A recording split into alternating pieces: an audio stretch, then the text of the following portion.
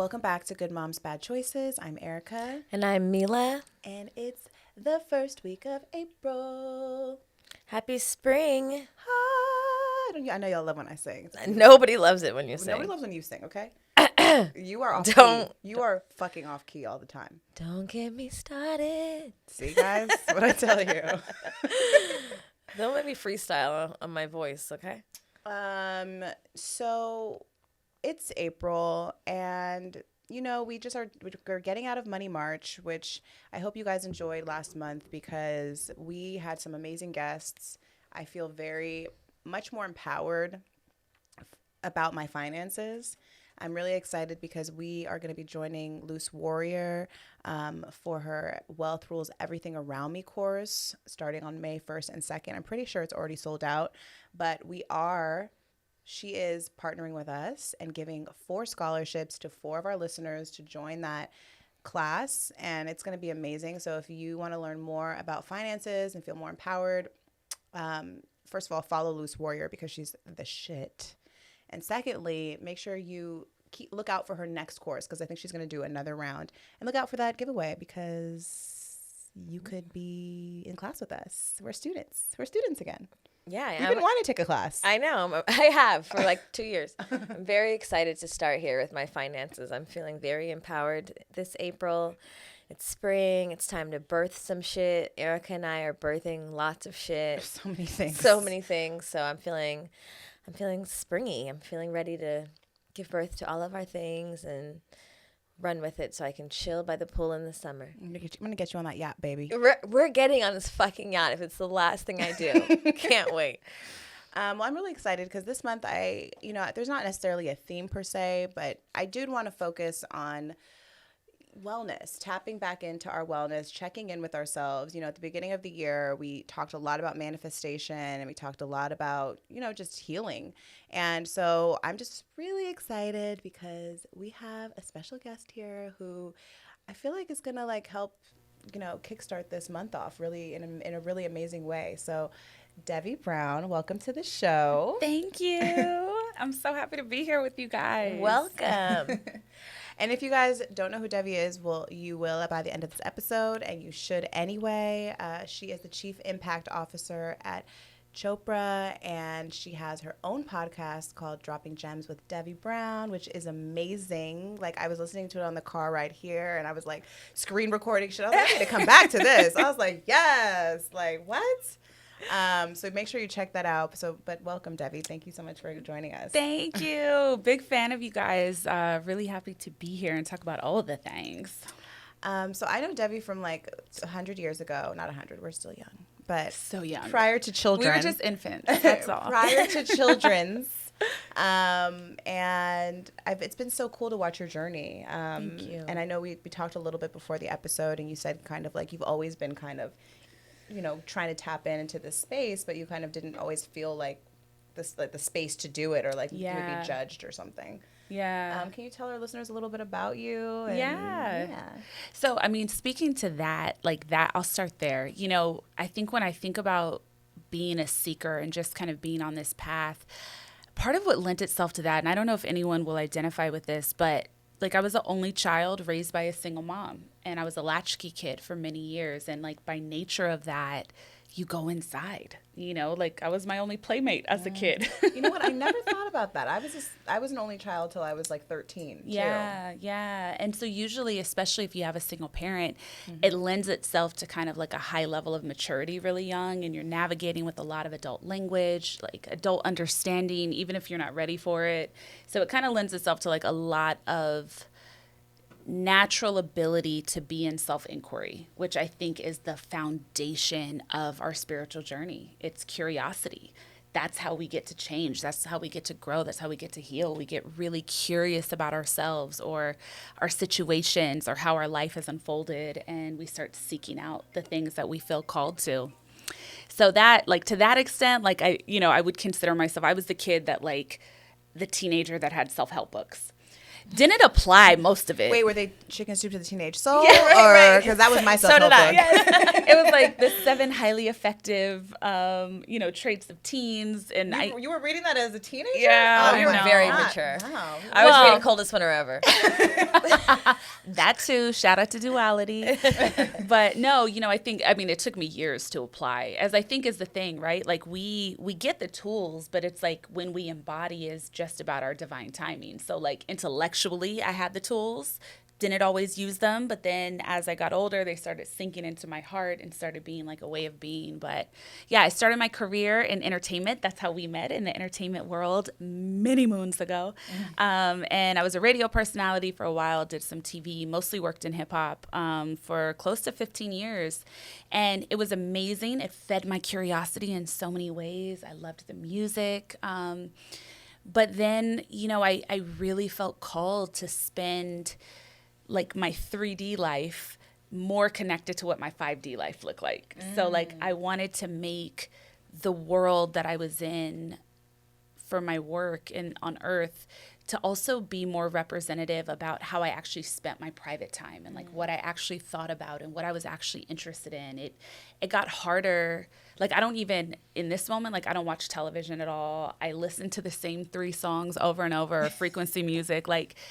So it was just harder to stay or to feel like I had to really be enthusiastic about things that didn't feel like they were of interest to me in that moment. So I took the leap almost 5 years ago. I started my business, Karma Bliss, and then the wellness kind of revolution really started happening and deepening in that time span. And now I take up space in a multitude of ways. But yeah, I just mostly underneath it all, I feel grateful for the opportunity to lead a really curious life.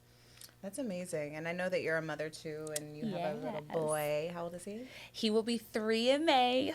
What a lucky child to have a mom that's done so much work, and like I think for me and Milah too, like I think being a parent allows you this unique opportunity to kind of like do everything over, or like question the things that you grew up knowing and change that perspective for your child, give them like more space and more grace in so many ways, whether that's in playtime, boys playing with Barbies and not being judged, or like little girls wearing crop tops and not like being sexualized.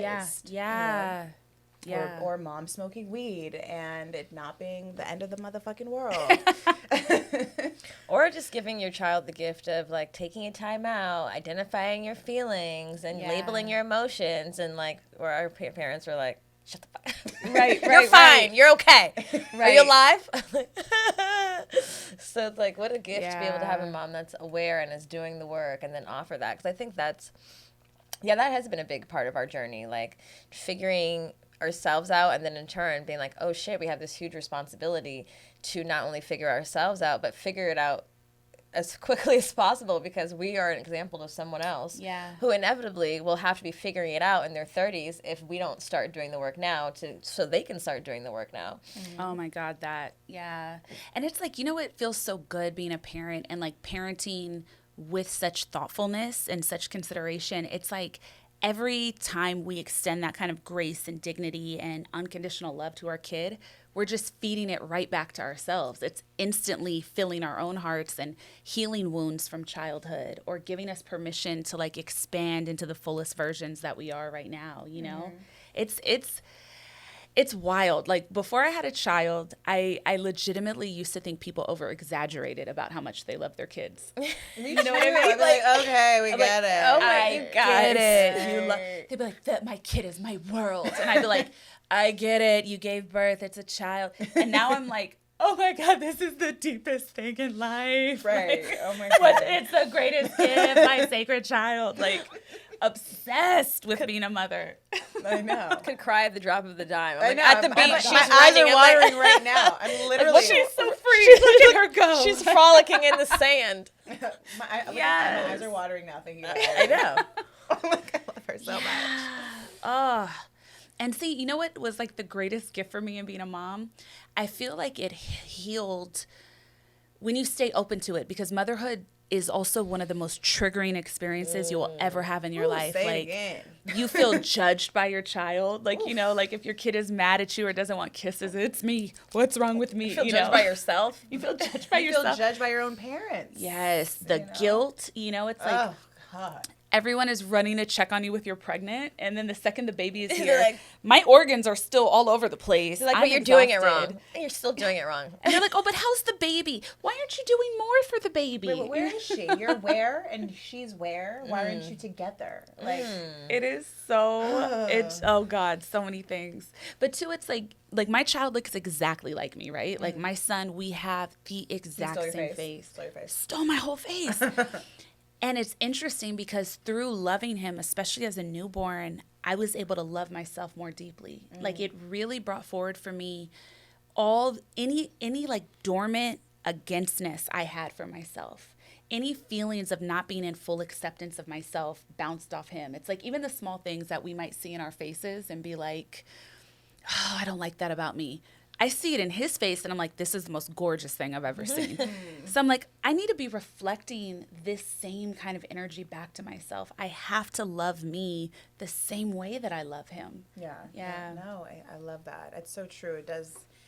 It does tap into those dormant parts of yourself that Oh my like God. you are like maybe ignored or maybe didn't even realize were there. And you're like, oh shit, yeah, that's not healed. It also gives you the opportunity, like I've said this before, but when you would do anything for your child and, you know, they mess up or they fall down and you encourage them and you're there to their every, you know, beck and call. And then it dawned on me, like, I have to mother myself.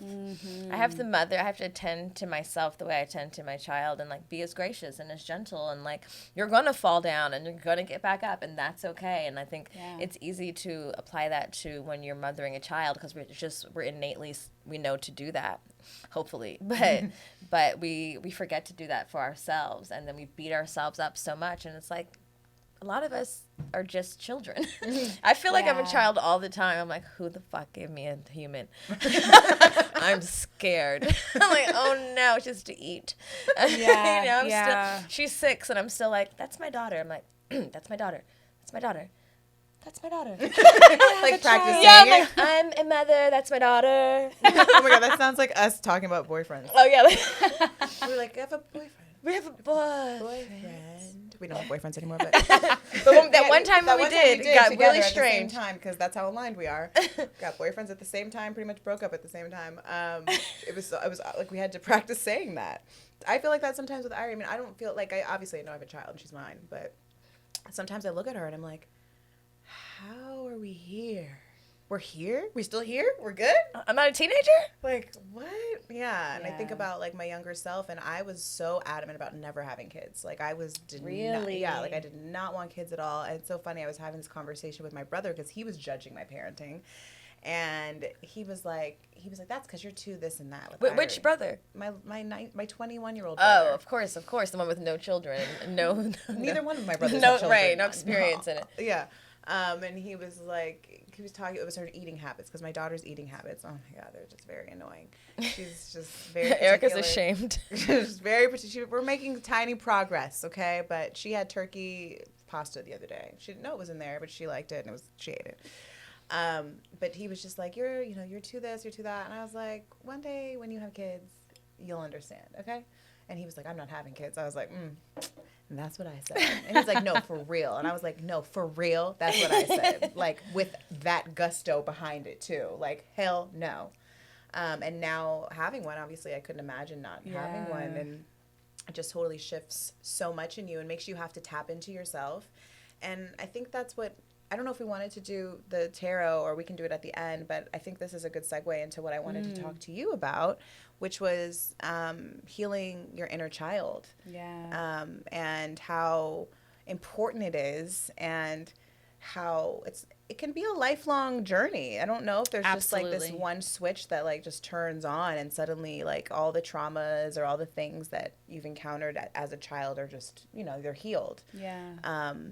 But it's something that I think it's important to tap into and check in on often. Mm-hmm. And I was listening to your episode about meeting your inner child. And I was listening and totally connected to when you were saying that, like, you're the strong friend. Yeah. And that people lean on you, and, you know, you started valuing yourself by how much you could take. Oh my How God. much hurt you could take. Yeah. How much Yeah. pain. And I was like, oh my God, like, we do that. I mean, not just the strong friend, but like I feel women, like women, in yeah, general. like, it's fine. It's fine. I'm okay. You know what? Like, you know what I think about all the time when it comes to that? It's like, who was the first man that hated women, and how did he train everyone else to his ways? Yeah. You know, it's like, what was the shift? Because women were always at the forefront of society and the forefront of households. We were the healers. We were the leaders. And then at some point, things shifted. And then all books were written with women in a diminished role or not mentioned at all, you know, and all of a sudden women became these catch-alls. There has to be some research done. There's got to be a trail back to this nigga, okay? Because Right. I need to Somebody know. broke this nigga's heart, and it's the world has never been the same since. Look, Oh my God. Who the fuck we can start a Facebook group. Alexander Find Gilman. him. Who was it? Who was it? Who the fuck did it? Yo, I think about it all the time because, like, even in the little things, like, and I'm one of those people that will, like, have an idea and then be, like, so committed to it and go down all the rabbit holes. But it's, like, little things, right? Like when even we think of, like, in Christianity, how Mary Magdalene is referred to. We're supposed to believe that she was a prostitute. That was never written or mentioned. She was one of Christ's disciples, you know, and Well, it's where did like that come from? in the 600s or I think it was like the early 1600s, one of the popes was giving an address and put one line in it that referred to her as like a woman of the night. Unsubstantiated. It was never in recorded history that this was truth. And then the men of the world ran with it. And ever since, that's been part of the belief system that that's who she was. It was like one guy started a rumor about a woman and then Okay, well, we got that. billions We of found people. him. So Right, now we got to right. track it back. go backwards. Wow, I had Yeah. no idea. That's so interesting. But it's like we think not about shocking, the role. actually. Yeah. I think there's a root of a lot of evil is at the root of a hurt man. Oh my gosh. There's a lot of evil that exists And then right we now all today. get saddled with this idea of martyrdom being the basis of our value system, you know, and it's like martyrdom is always self-sacrificing. It's never allowing help. It's taking pride in all of the ways in which you are, you know, considered really considered just a tool in service to everyone else, you know, and it's like that somehow became the fabric of what the family structure in this country was supposed to look like, what women were supposed to look like. And it's like, nah, not no more. Mm-hmm. No. I'm not taking on any of that mess. Like, my love for myself comes first. Yes, no, I totally agree. And I do feel like there's like, I mean, I feel like throughout history, there have been times where there's been like this renaissance happening, right? And I feel like right now there's a Black renaissance happening. There's also like a renaissance of like female energy coming together and feeling more empowered and being able to say, no, I don't believe that history, actually, sir. That doesn't sound about right. I rebuke you. Thank you.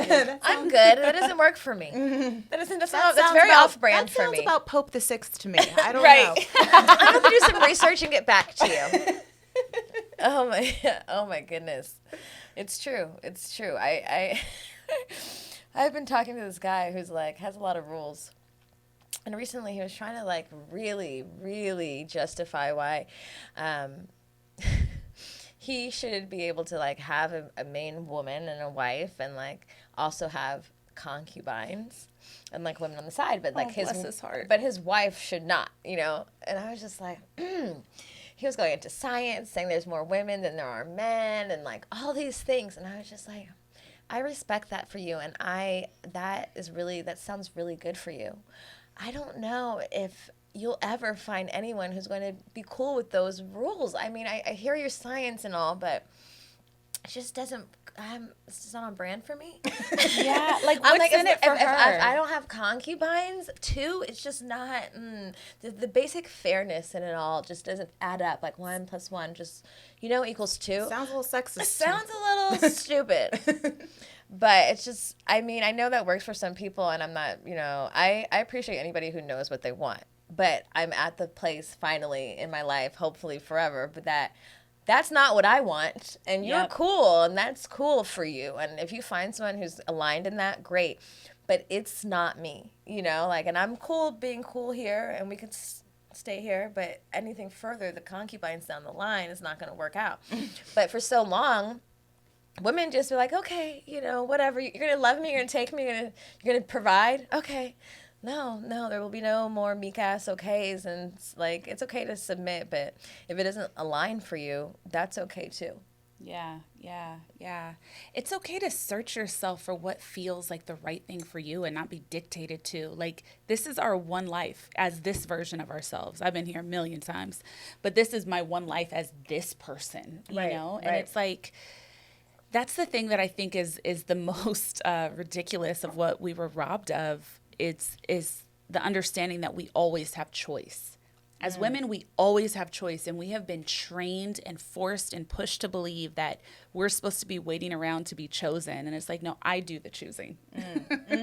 I do the choosing. I choose who I want. I also choose what my circumstance is going to be. And at any moment, we can make another choice.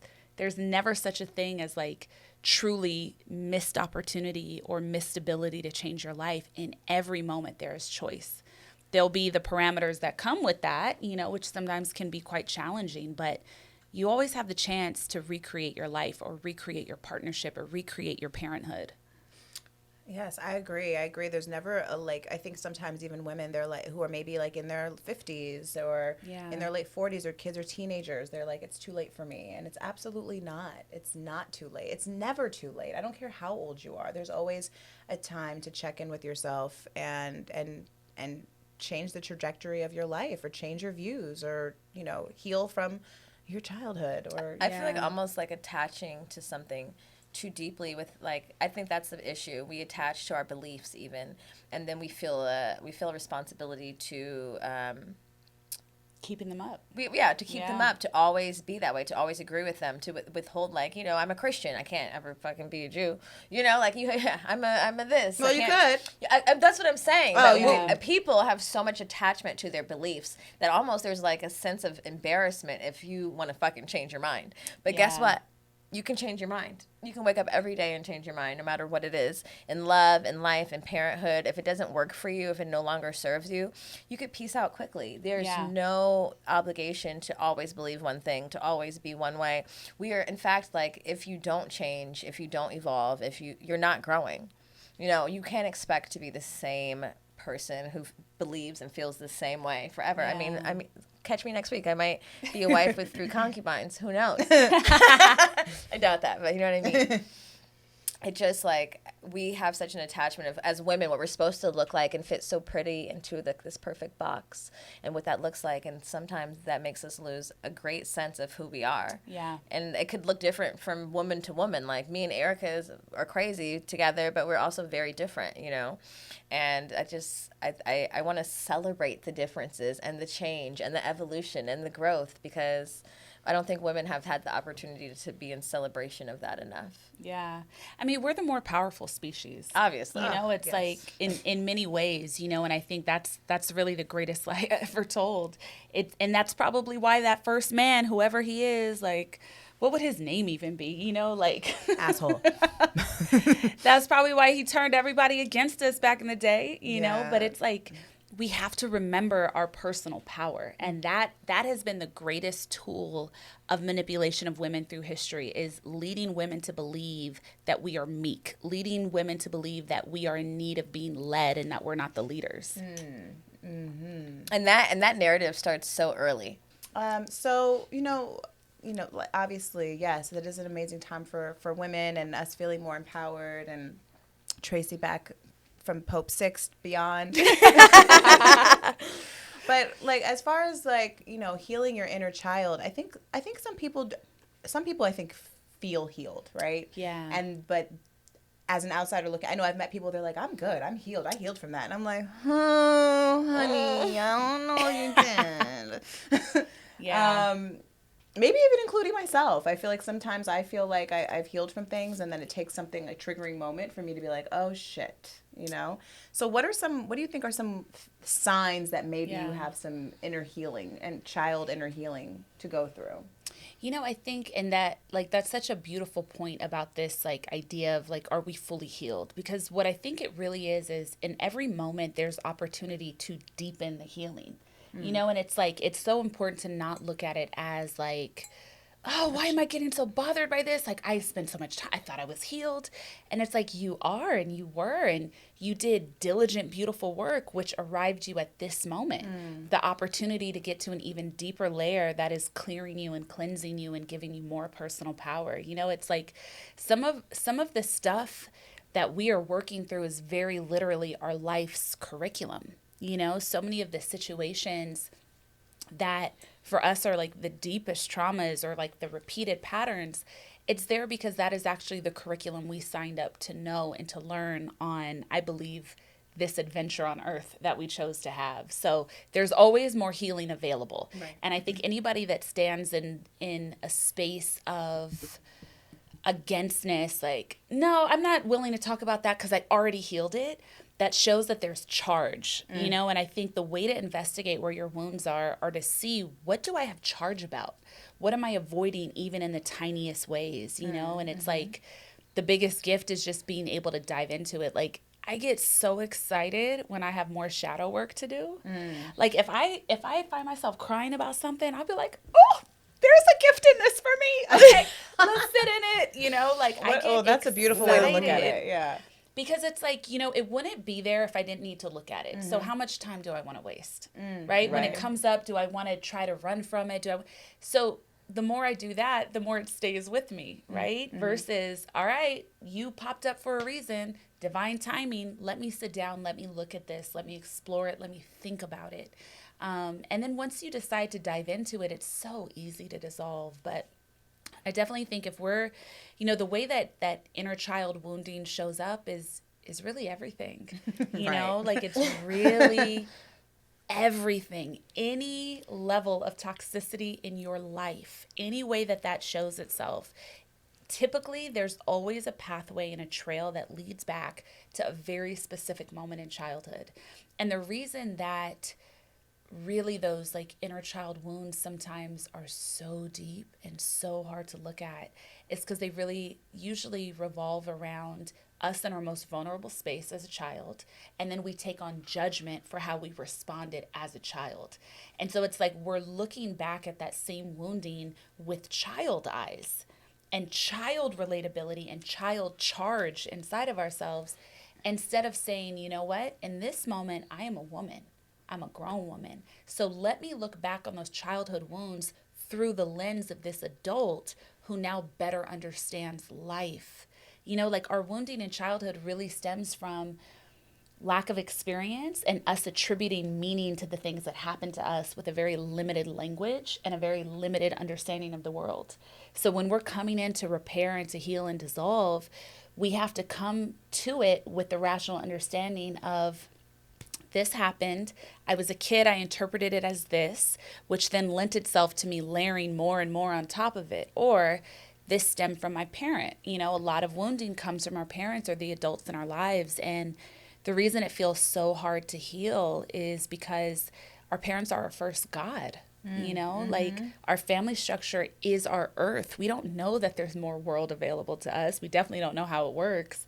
So if we feel this conflict about our parents, it's almost like we're in conflict with God because we're still looking at them through that lens. And so like being able to shed that is also, and I know this can feel really tender for people depending on what your parental experience was. There is a multitude of ways that, people experience like deep hardship and the things that feel unmentionable about our lives sometimes at the hands of our parents. But it's really important that we're investigating that wounding or that timeline to do it from the space of an adult who is now equipped with more emotional language, is more equipped with like, what are the processes of being an adult? Things that, sometimes we take personally as kids. It's like when we become adults, you're like, oh yeah, it wasn't because I wasn't wanted or neglected. Like my mom had to go to work, or this happened or this circumstance. Adult life is complicated and the circumstance lent itself to me feeling like this. But if I look at it from the lens of what is true from an adult perspective, does it still have to hurt me? Is there opportunity for me to re-experience it, apply my understanding of now, and give it some grace and give it some healing?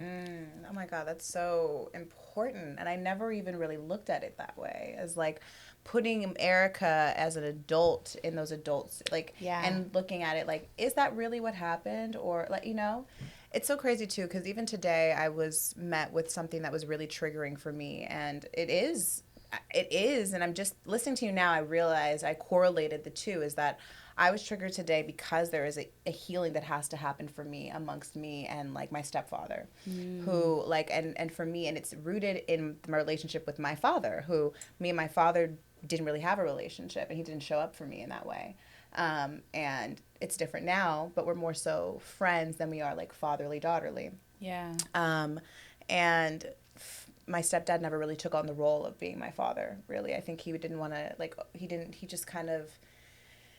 know how to do it, because, and as a child, I was angry about that and upset by that and felt like, well, you should have tried harder. Who cares if I said you're not my dad? Like, you should have tried harder. Yeah, I'm a child.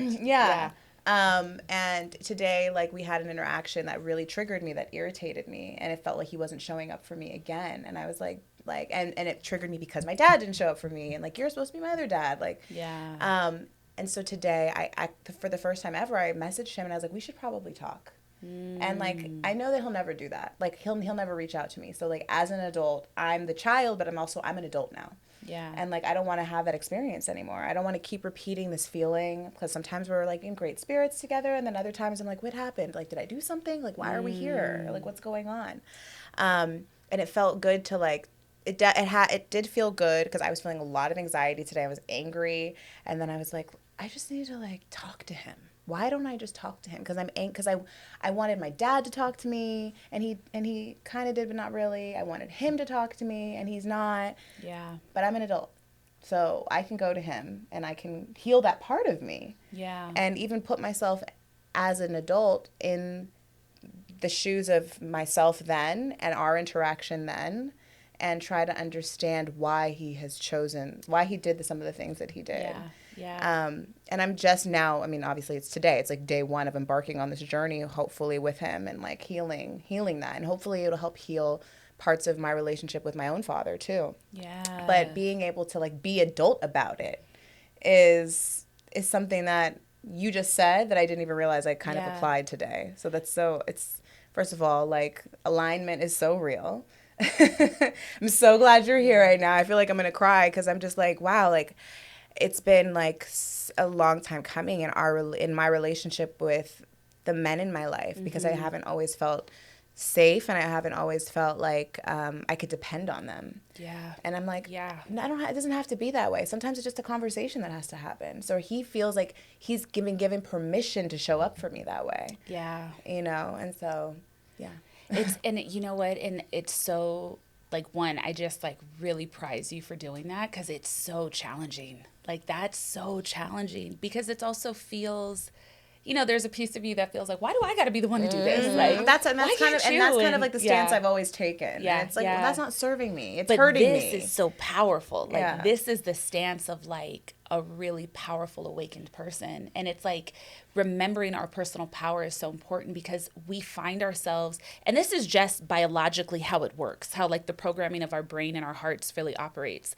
With certain people, we will fall into a role that is not actually who we are or how we show up in the world. And that is especially true when it comes to family and family enmeshment. Like, it's like, you could be killing it in a boardroom, you could be leading in all these ways, but you get home and it's like, oh, yes, sir, or okay, or no one listens to me, or, and it's like, it's always beautiful opportunity for us to continue to anchor in the truth of who we are in this moment. I think, like, I definitely have two thoughts around what you said. A piece that's powerful but really challenging, and it takes a lot of practice. So anybody listening, it's okay if you don't get it the first try, the second, third. Like, it'll come with the practice. But as frustrating as it feels, especially if we've been wounded by the adults that knew us as children, it's so important to realize, like, adults are flawed, like, which we know now. Like, we think about our friends and their wounding. We think about our wounding. Like, adults are highly problematic, but we were children and we were viewing them as safety. We were also trained to view them as that by television, by film. Like, every American ideal for family structure was built around this, you know, 2-parent household, 2 parents, and you were made in love, and, you know, they wanted to have you, and then they raised you and always put you at the forefront, and they had a college plan available to you, and the mom was on the PTA, and the father provided, and we have this it's their job white to keep picket us fence, safe. And if they keep weren't us safe, and they unconditionally love us. Well, newsflash, that is not true for 98% of people living. But there are these like unicorns that have been crafted as the legend for which our family structure, it's created this comparable ideal forever. And it's not true for any of us. Like, it really isn't. And when we give ourselves that freedom that almost none of us, you know, had that experience, it frees our hearts so deeply, because it's the comparison that hurts. When we settle into the what is, this is the parent I was given. There is spiritual curriculum to that. What do I need to know about this? How is this meant to actually be a gift to me? You know, and it's hard because sometimes those gifts are so painful, you know, and also a piece of it we don't speak to enough as adults now that we're in these mental health conversations. So many adults from our childhoods have personality disorders. They have undiagnosed mental illness or personality disorders or complex post-traumatic stress or PTSD. They were barely surviving the things that happened to them.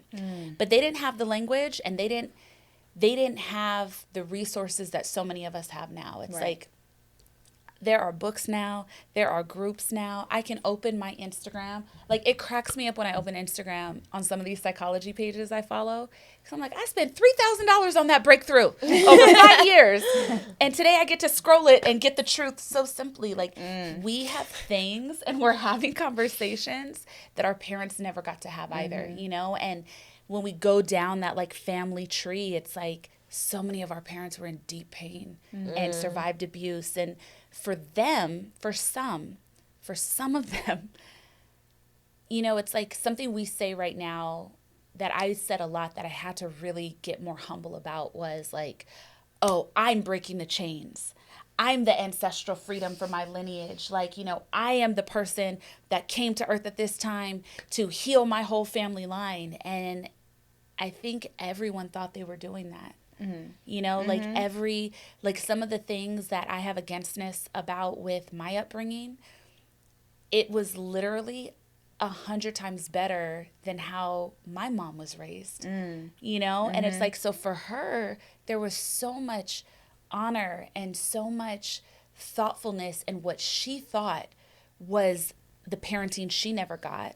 But to me, that parenting still felt flawed, you know? And it's like, it's because we're each coming here with our individual recipe of what our needs are. And people aren't always That able also makes to me fill so it. scared to be a parent.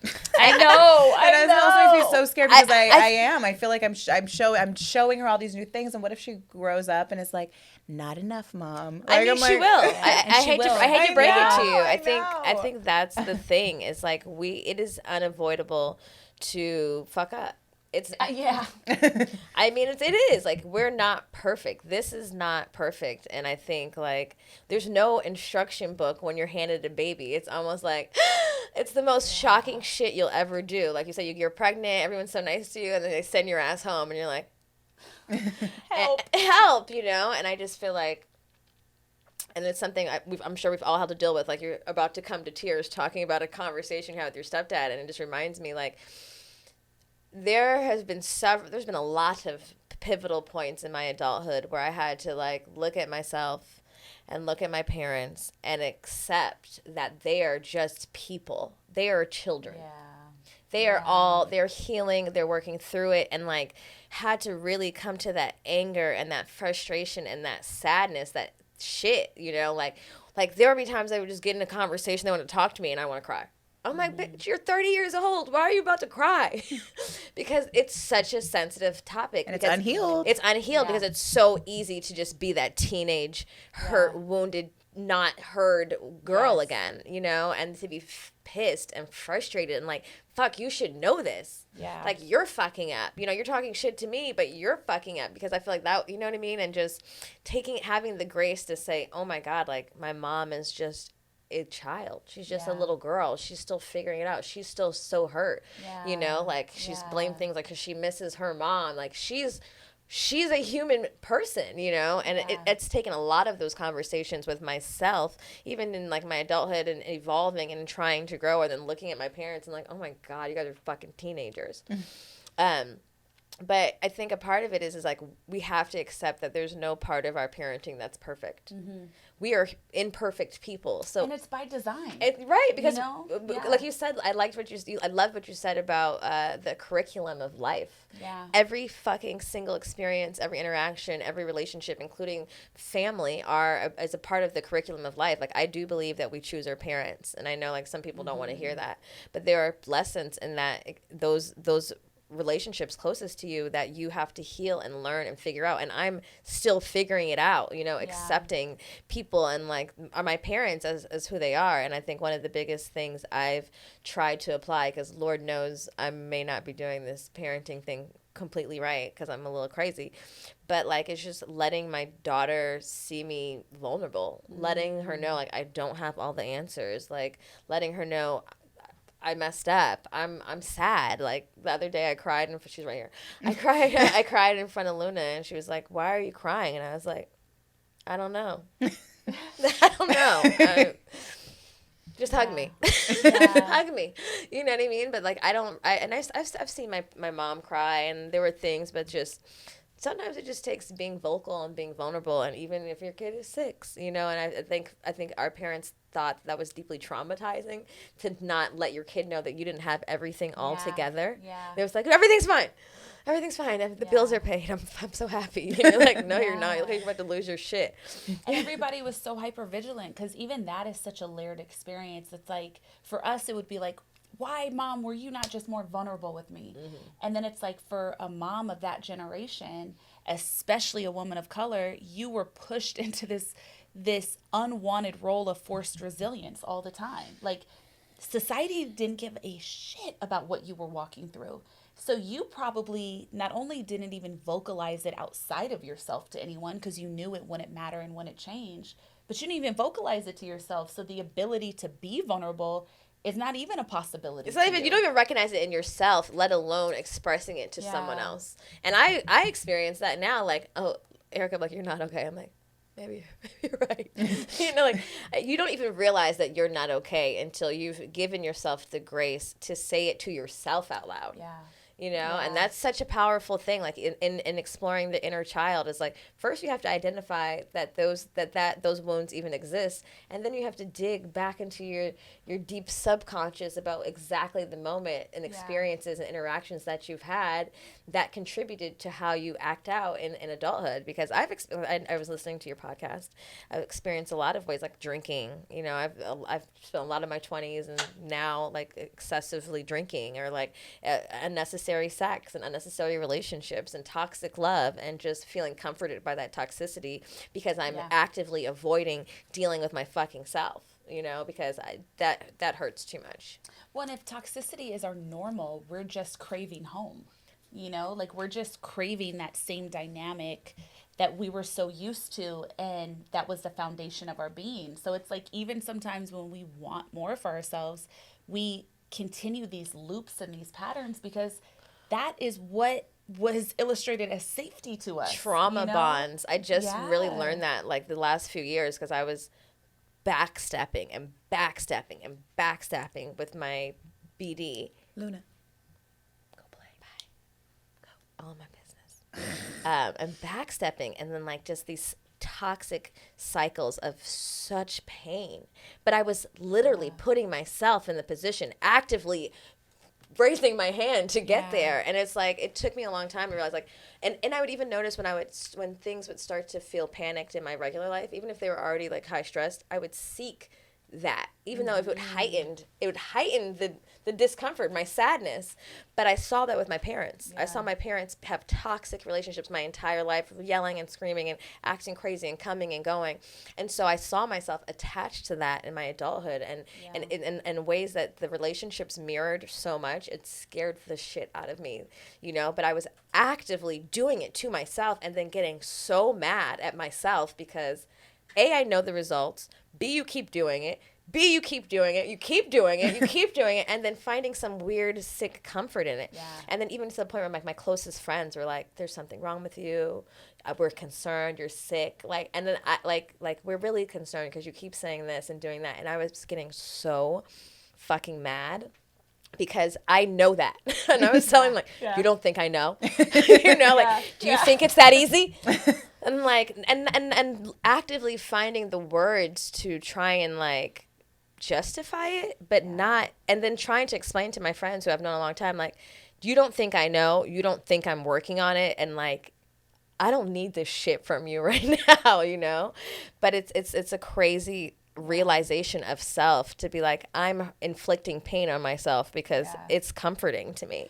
Well, it's like nostalgia, right? Like we like get excited when we hear a 90s R&B record or something because it puts us into that place, and that's nostalgia with like an upbeat flavor. It's like, oh my God, they don't make music like this anymore. This is my jam. But it's the same thing with some of our toxic family traits. It's like you have a longing for it sometimes. You know, it really, there is this nostalgia of wanting to recreate what you knew as a child. And it's like in moments like that, you know, part of like the reparenting dynamic that's so important, like reparenting yourself is treating yourself how you wish you were treated as a child. It's talking to yourself with kindness. And so often when we're feeling frustrated with ourselves from like where we're at with growth, it's like, come on, get it together. You know better. Like, come on. And it's like, you have to do the opposite to you anytime you feel like you're recreating chaos or you're finding yourself in crisis. It's literally about like, oh, baby, you're hurting. Take a breath. Imagining yourself as a child. Like, speak to yourself the way you would any 3-year-old on the street.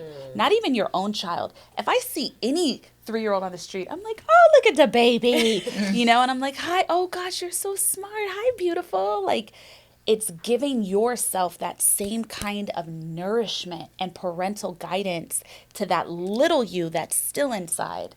And, you know, that's how we heal. It's through the kindness, it's through the grace, it's through the patience with ourselves as a child. And it's not through the get it together, you should know this. Come on, all right, like go to therapy, talk, da-da-da-da-da. It's like, Hurry it's up. the tenderness, it's the slowness. And if it takes your whole life, that's okay.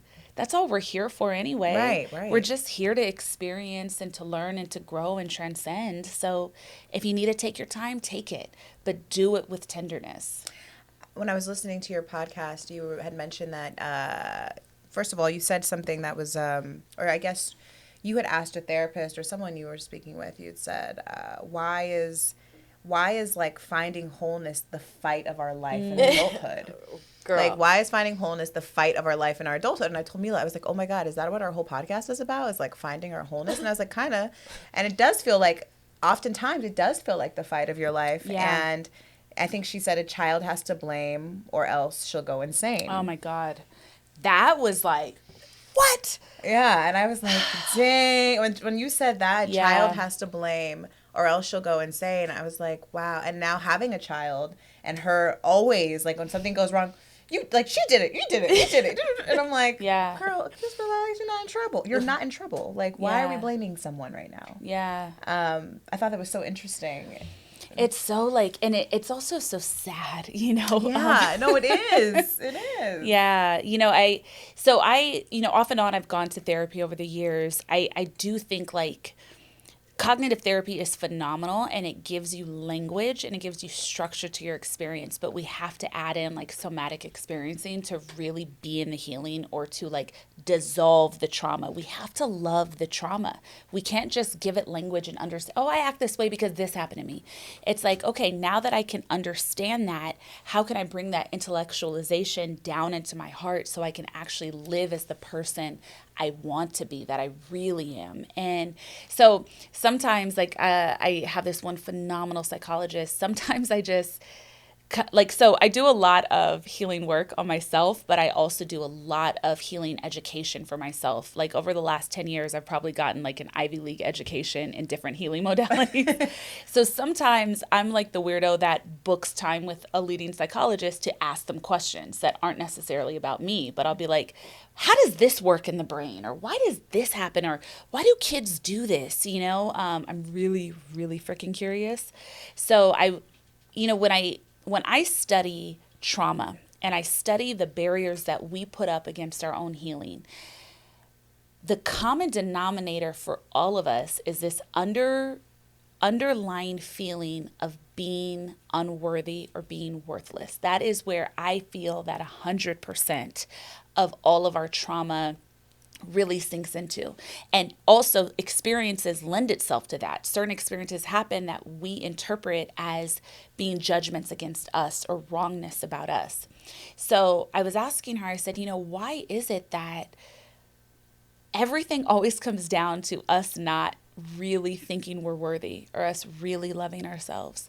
And she said, when you're a kid, she said this phrase to me that you shared, that Jess, like, it rocked my soul. It was, well, a child has to blame or else it will go insane. And she said, biologically, neurologically, the way your mind works as a young person is that, like, you don't have context for anything. You don't have language for hardly anything, and you don't have life experience.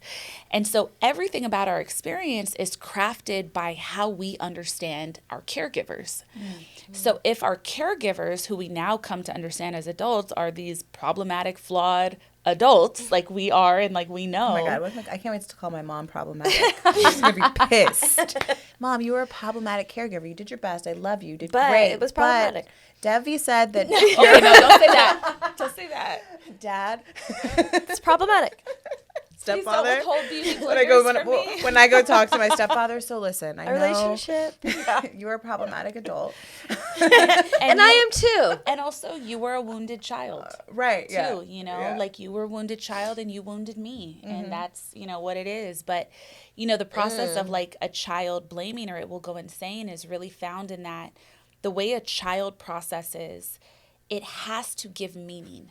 Because it's craving to understand its experience. It's craving to build its structures. And so for a young person, it's not even conceivable to you that the problem is your parent, or the problem is your family system, or the problem is your home. If that were to occur to you, it would put you into a fight or flight that is not survivable. Like if your parent is God, if your home is really your earth and something is wrong with that, and you're also very clear that you cannot care for yourself, if you were to find fault in that system, it would send you spiraling. Who would care for you as a kid?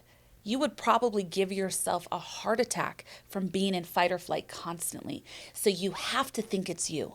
You have to think that it's something wrong with you, and then you commit yourself to this path of being better, of earning love, of, trying to get the attention or trying to get into a safe space with your parents or with your family so that you can feel the love, so that you can feel safe, which then leads you usually on this lifetime journey of, on the far end of the spectrum, either becoming a sociopath and full-on narcissist, or becoming a really committed people pleaser. People pleaser. I was going to say that sounds like the recipe for a people pleaser. Who's in fear of losing love, who's in fear of losing safety, who's in fear of losing self. And, either side of that is not necessarily anyone's fault, but they are interesting things to look at as we heal ourselves.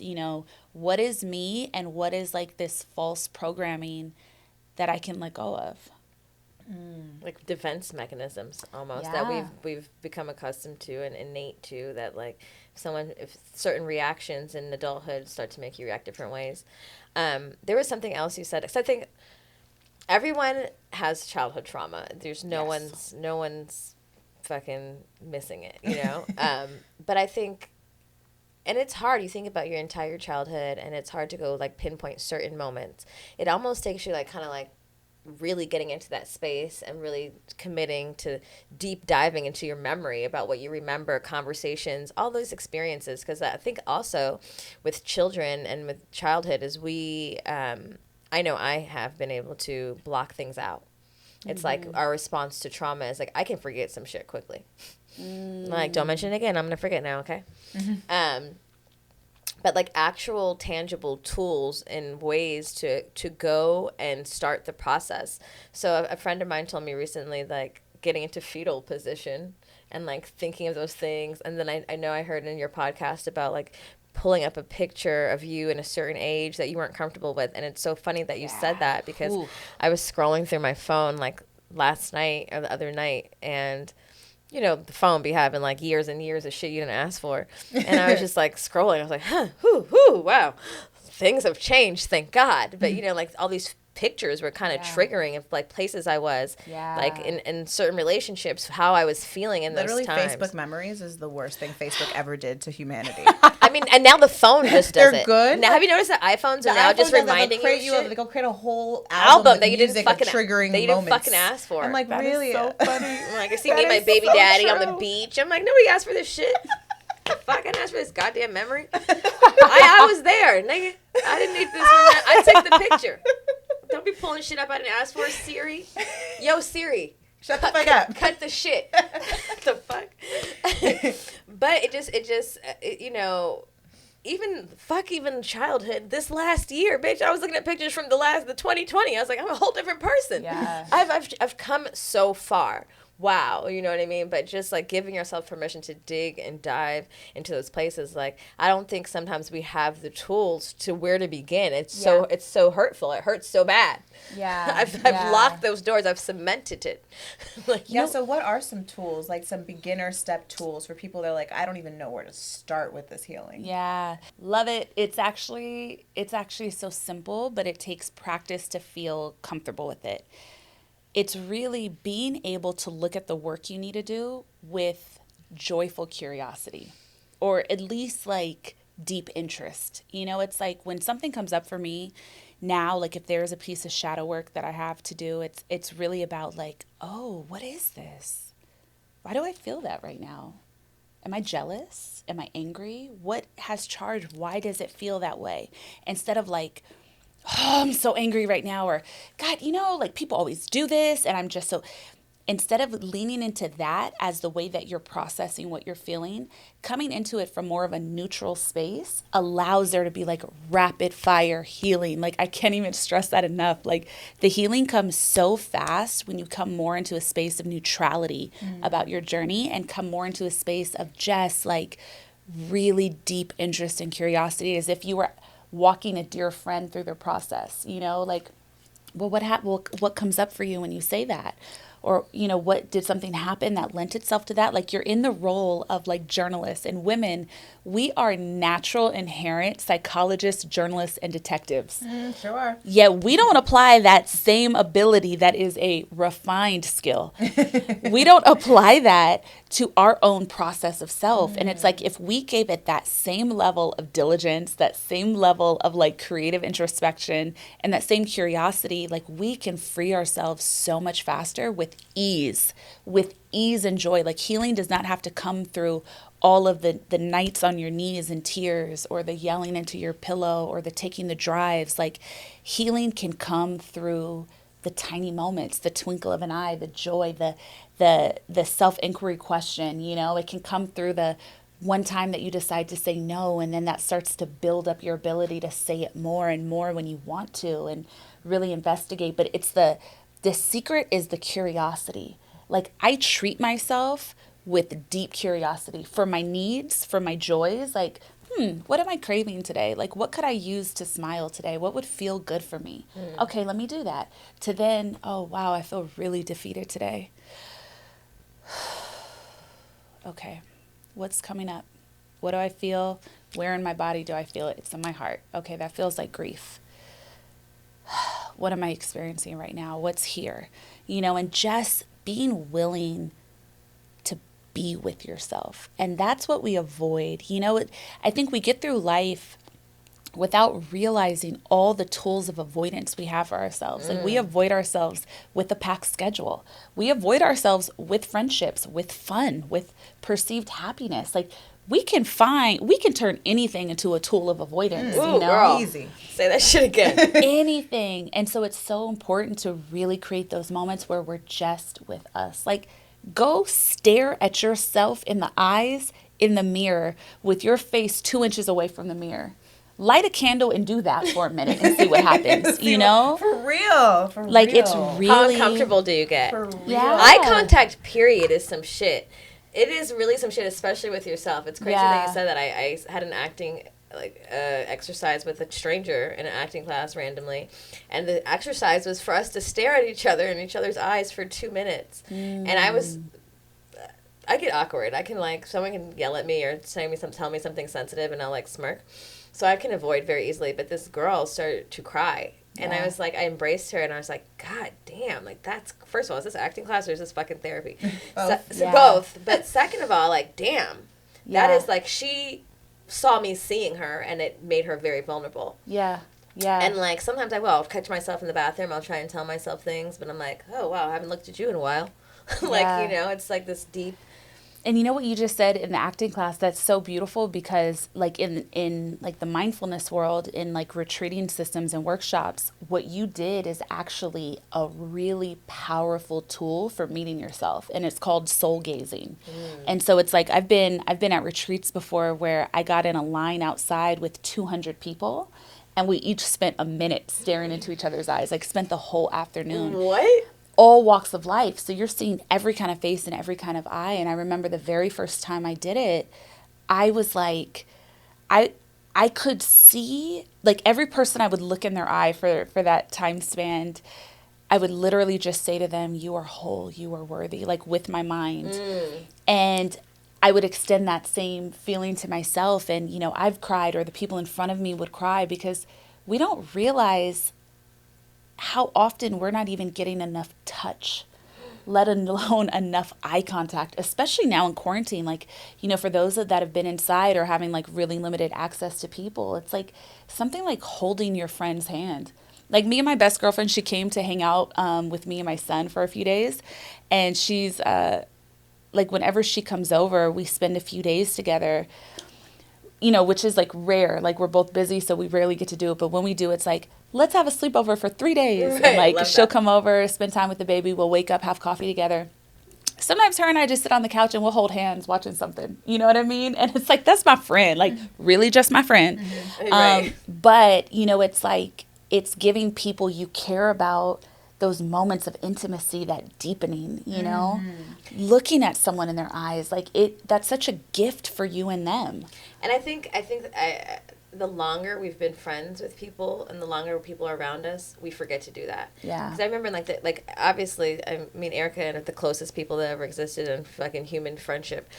But in the beginning, me and Erica have only really been best friends for 3 years. But in the first year or two of our relationship, even now, because she wasn't my friend that I had been super comfortable with for years and years and years, she would just touch me and rub my shoulder and be like, you don't seem okay. And I would just jar me because I wasn't used to that, and you feel so close to people, but sometimes you get so close to people that you are not close.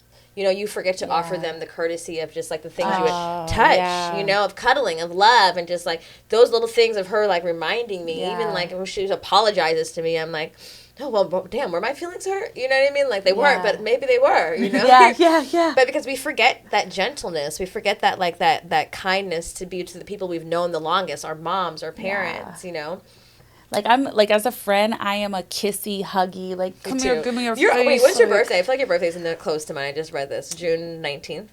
My birthday is June 18th. Yeah, okay. Mine's June 22nd. Cancer? So.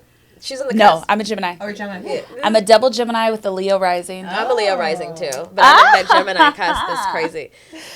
Oh, I love being a Leo rising. Oh, okay. So I want to All ask the one more things. question. I know we've been talking a lot, but we had this question, and I don't know if you have any more questions. Oh, I was going to actually ask that question. Okay. Yeah. So we have a question in our DMs for you, and Do you want me to read it? Or? Yeah, go ahead. Okay. Oh, I'm nervous. Yeah, we had a question. Actually, this is from Tori, who I love. I love you, yeah. She's always... She's like a young, cool ass, listening, smart, Yeah, artistic. Shout out to Tori. Yeah, she's dope.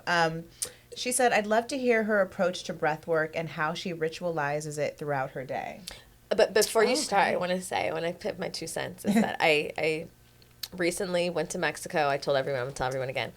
I was with like my hippie friends, and I was there. What part of Mexico? It was like right outside of Cabo called Zacaritas. Oh, okay. No, not Zacaritas. Todos Santos. Todos, no, it Todos was Santos? I love Todos Santos, yeah. Yes. And we did acid. So all those things you were saying, like 1 drop of this, 1 drop of kindness, like 1 drop of acid heals everything. But a lot of it, like the first week of being there, they're just like cool, hippie, Burning Man people. And we're just doing a lot of like, yeah. A lot of moaning, a lot of looking at a lot of beautiful sightseeing, and just like a lot of touching, like yeah, a lot of body work and getting in my body. And I didn't know it was my jam, girl. I didn't know. I was just following the white people. You were eating fruits. I was eating fruits and moaning, and seeing sunsets, waking up early. I was just like. Stretching naked, dancing naked around the house. Yes. Like we were having that's my jam. Energetic intimacy, just being comfortable, just being vulnerable, because I feel like we don't give ourselves the permission to do that a lot. Yeah. And so days later, when we did this acid trip and we put intention into the acid, I had this like life-changing experience. And so what I've taken from that is that experience, but very much, I don't give a fuck where I'm at and who I'm with. I'll be like fucking Uber, like, yep. Join me. You want to join? Yeah. Are you having a hard day? Don't worry. Doesn't this feel pleasurable? Yeah, I'm like, don't you feel good? And I get a lot of weird stares, but also I feel like there's obviously I have a podcast, so there's power and frequencies and voice. Like we put our words out, and those frequencies go forever until they bounce off of nothing, into the universe. So I just. Based on Tori's question, like what was the question again? The question was, she'd love to hear your approach to breath work and how you ritualize it throughout your day. You know what, for me, everything is literally sacred. Like every single thing about my day is a ritual or an offering to God in some way. Like I feel like I'm building a life for myself, that my life is the altar for God, And it's like with breath work, that is a piece of. It's just a natural piece of everything. Like I'm always stopping, much like you just described, to take a moment to breathe, to take a moment to center. Like yesterday I was on my work day is typically, and this is going to sound crazy considering I work in well-being, but my day is 5 a.m. to 10 a.m. every day, every single day without fail. And moms I know can definitely relate to that, and it's a lot. But I managed to get a lot of great solid sleep. And I was like, how am I functioning?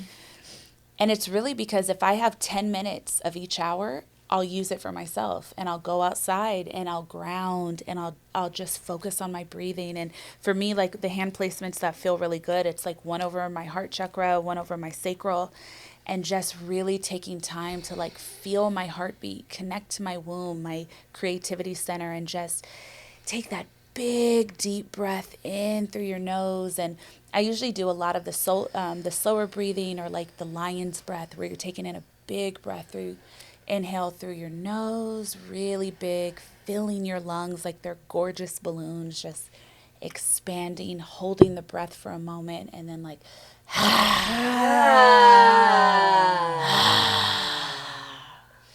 letting it come out, and just doing that repeatedly, and really noticing myself and my body, and even like wiggling, and how do I feel and what feels good, and like letting your eyes kind of hang a little lower and go with the natural movements of your body. And then sometimes I like to like do one like deep journey a week. So like last night I did a 2-hour breathwork journey, and it was more intense. It was definitely the for 2 hours, and then like everything started tingling, and I might have like, levitated for a second. I don't even know what happened, but I went somewhere. Really, really fucking enjoy my own company. Like I am such a great friend to me. Like I really like having moments to just spend with myself and there not be any comparison, there not be any, like, I can honest to God find joy in absolutely anything and feel connected to it. So that's kind of the way that I use my practice throughout the day. But also, like, if I enter a room in my house, I light an incense. Before I walk into my office, I do a prayer in the room. I light an incense. I light certain candles. I call in, certain energies to just aid me. And that's a part of every single day and of every process. If I run myself a bath, I do Reiki over the water and like say a prayer that the water rejuvenates me, and then I get in. And it's like I feel like there's always opportunity to turn something into like a moment, not just for growth. Like we can't get too focused on how we're growing, what we're growing, how we're healing.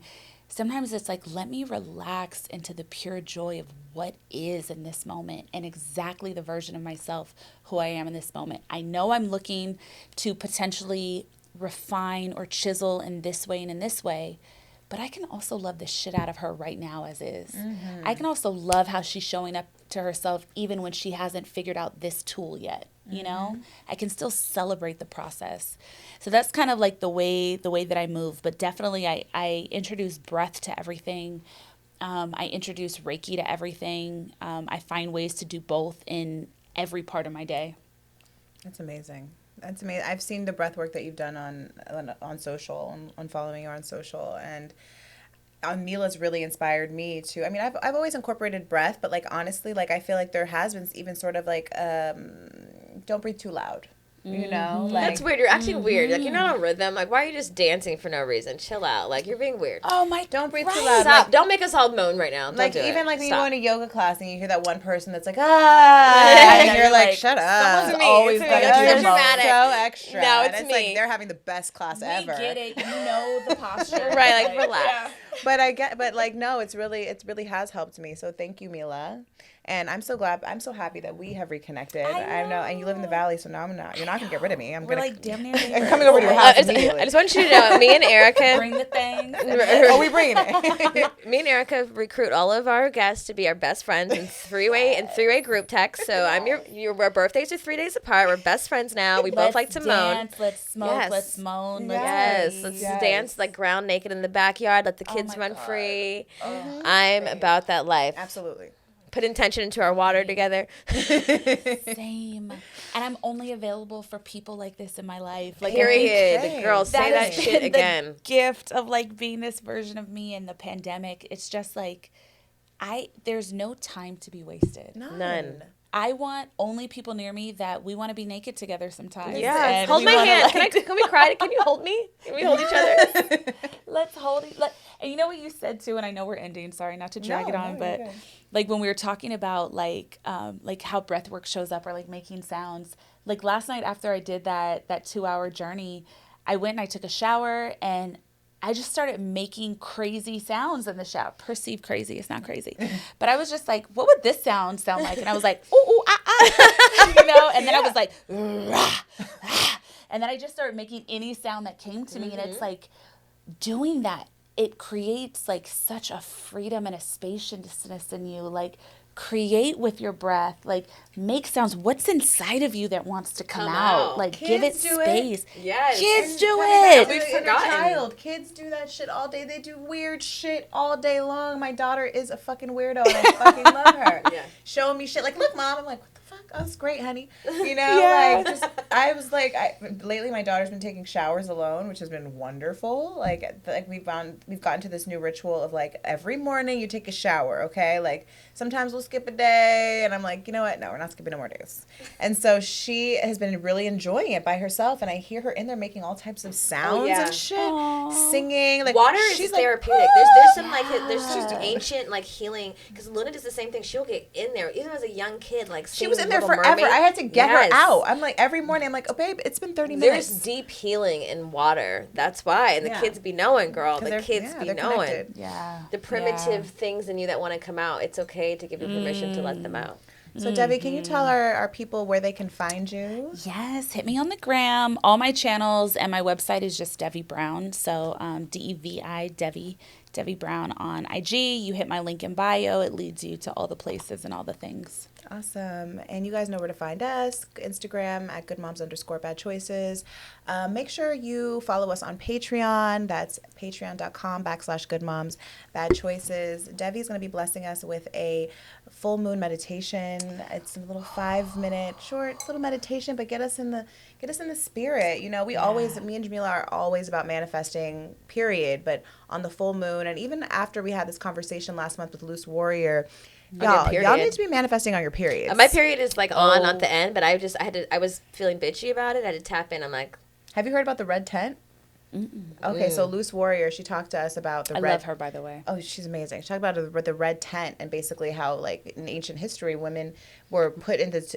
They had this red tent in these tribes, and all the women, because their cycles would be the same, because, you know, once us women get together, our cycles start to be similar in the moon, and they would all go into this red tent, and they would anything that the tribe needed to get done, they would write it down, give it to the women. They'd go in the red tent and pray over it and manifest. They believe that for the community. When you're on your period, you have a direct like channel to God. Yeah. So we've been tapping in on that. I guess what? I'm gonna be on my period on the full moon, so I'm red tenting and full moon manifesting. It's on Saturday. Yeah. Okay. Well, Sunday, I hope my period doesn't end by Saturday. So me too. I feel like you got 3-day residual effect. Yeah, for sure. And I'm sure me and you have manifested a lot of shit on our period together. In Absolutely. Unison. And also, in addition to that, please go check out our girls' new children's book, Mommy, Can You Rap Me a Bedtime Story by Jessica Schrody, a.k.a. Jessica Rose, because it's the bomb, and she's about to... And we've been drinking out of her glasses all day. We're drinking wine. These are her baby daddy tear glasses. Our baby daddies are crying right now. And we're drinking their tears. Stay hydrated, ladies. I'm choking on them. Just like a baby daddy. Just like a baby daddy would. Oh, he would. Damn it. Anyway, you guys know where to find us. Like I said, have an amazing week, and we'll catch you next week. We love you. Bye. Bye.